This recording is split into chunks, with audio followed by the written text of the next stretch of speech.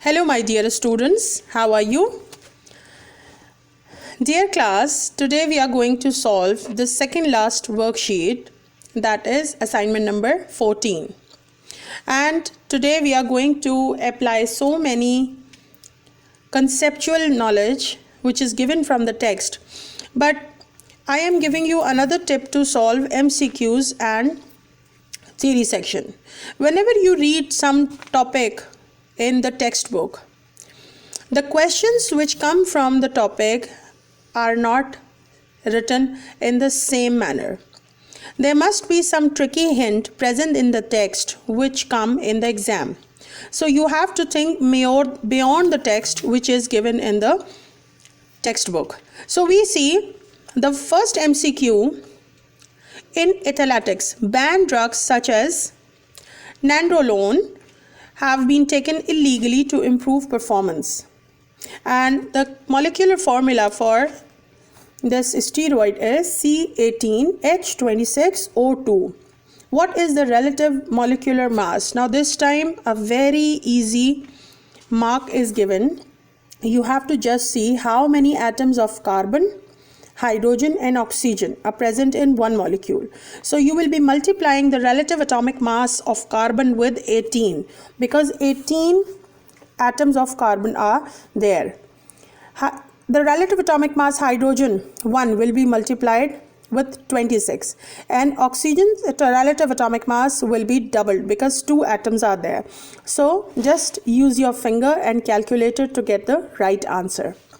The next MCQ, barium hydroxide is an alkali and reacts slowly with hydrochloric acid. Okay, how does the pH of the hydrochloric acid change as an excess of aqueous barium hydroxide is added?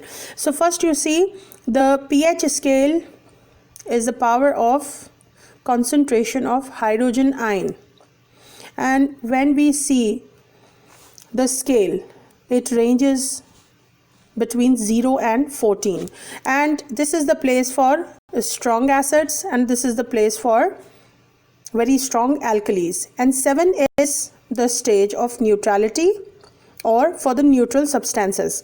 So we see the hydrochloric acid is one of the very strong mineral acid. It must be ranked here near 0 when barium hydroxide is added. Now barium hydroxide is a contrasting compound because of its very strong basic nature, or it's strongly alkaline. When barium hydroxide is added, the pH starts rising from 1 and it goes up because barium hydroxide's pH is just near to 14. Now we see what are the options. The option A, the pH decreases from 14. That's totally nonsense. The pH decreases from 14 to about 1. Again, is totally wrong. The pH of acid must be closer to 0. So option C and D are the possible one. So we see option C. The pH increases from 1 and becomes constant at 7. It can't stay at 7 because the excess of barium hydroxide is added. So the last and the most sensible option is the pH increases from 1 to about 14, as I drawn this arrow just to help you in selecting the correct answer. Third MCQ, the equation shows the reaction between magnesium and sulfuric acid. Okay, in this reaction, what mass of magnesium sulfate will be formed when 6 grams of magnesium reacts with excess sulfuric acid? Now you see how many grams of magnesium are taking part in this reaction. So you are given here magnesium 24 grams. So 24 gram magnesium is reacting to give magnesium sulfate. When we work out the mass of magnesium sulfate, that goes 120 because sulfate is giving 96 gram, and when we add magnesium, that is 24 plus 96 is giving 120 grams of magnesium sulfate. Okay, now you take the unit value. 1 gram of magnesium will be producing 120 by 24. How many grams are given? Just be very smart. You are given 6 gram. You will be multiplying this unit value by 6. Now you can better calculate it. MCQ number 4. A compound is a salt if it can neutralize an acid. No, neutralization is not the reaction of salt and acid. It's the reaction of salt with a base or alkali. Option B, contains more than one element. Salt is a compound which is the product of neutralization, and salts are ionic compounds, and there are two types of ions, not from one element. It dissolves in water. No, some of the salts are dissolved in water and some of them are insoluble in water, so this is not the complete answer. When we read option D wisely, because we are left with only one choice. Salt is formed when an acid reacts with the base. Yes, this is the closest hint because salts are the products of neutralization. MCQ number 5. An alloy contains copper and zinc. Do you remember in the last worksheet we worked out and we solved one MCQ related to brass? Yes, this alloy which has copper and zinc in it is brass. Now what is questioned here? Some of the zinc has become oxidized to zinc oxide. Students, do you know that when brass reacts means both of the metals are reacting? So in the first hint it is giving some of the zinc has become oxidized to zinc oxide. When zinc is oxidized to give us zinc oxide, a white color powder is formed. So this is a white solid which is insoluble in water. So the white powder will appear on the brass. Now the next thing, what is the result of adding excess of sulfuric acid into the alloy? Okay, when sulfuric acid is added, sulfuric acid is one of the important and strong mineral acid. It quickly reacts with brass and forms the copper sulfate. And copper sulfate is a blue shiny crystalline solid. But as sulfuric acid is added in excess, that will be dissolved and we will be getting blue solutions.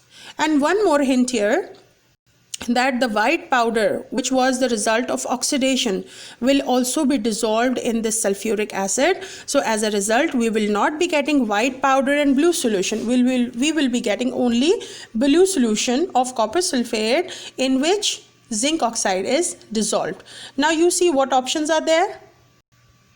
A blue solution and a white solid remains. It can't be possible because zinc oxide cannot be found insoluble in sulfuric acid. A colorless solution and a pink brown solid remains. No pink product here. Alloy dissolves completely to give a blue solutions. Yes, we can think of it. And option D, the alloy dissolves completely to give a colorless solution. No, it can't be possible. So what do you think about option C? Now we come finally on theory section. Sodium chloride and magnesium chloride both are ionic compounds, means they consist of ions. Describe the arrangement of ions and the type of attractive forces between the ions in solid magnesium chloride. And what are the attractive forces between them? So first, watch the previous video in which I explained the formation of ions for the formation of ionic compound sodium chloride. Similarly, you will be able to write the kinds of attractive forces which are bonding magnesium ions and chloride ions. Next, explain why solid magnesium chloride does not conduct electricity. Okay, the same question was asked in the previous worksheet, that solid ionic compounds do not conduct electricity because the ions are fixed together, and ions are very tightly packed and they are unable to move. So how come they will be conducting electricity? Because to conduct electricity means to carry charge, and to just rush on the electrode. So when ions are free, then they can only be conducting electricity. But in solid state, they are not free. So the ionic compounds do not conduct electricity in the solid state because ions are fixed. But in aqueous solution, they do it because the ion becomes free after dissociation. Now, last section is state the electronic configuration of magnesium ion and of the chloride ions. So you have to write the electronic configuration of 4 chemical species. Look how you can do it. First, you write the configuration of magnesium, then you write the configuration of magnesium ion. And in doing this practice, you will get to know that how cations of magnesiums are produced from magnesium atom.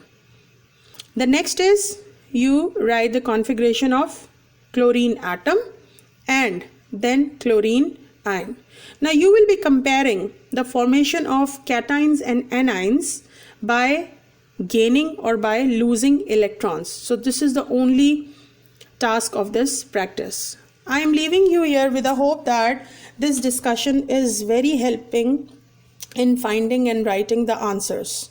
So don't delay it, just write it, because in the very next hour I'm going to upload the last worksheet discussion video. Thank you very much, class. Take care. God bless you.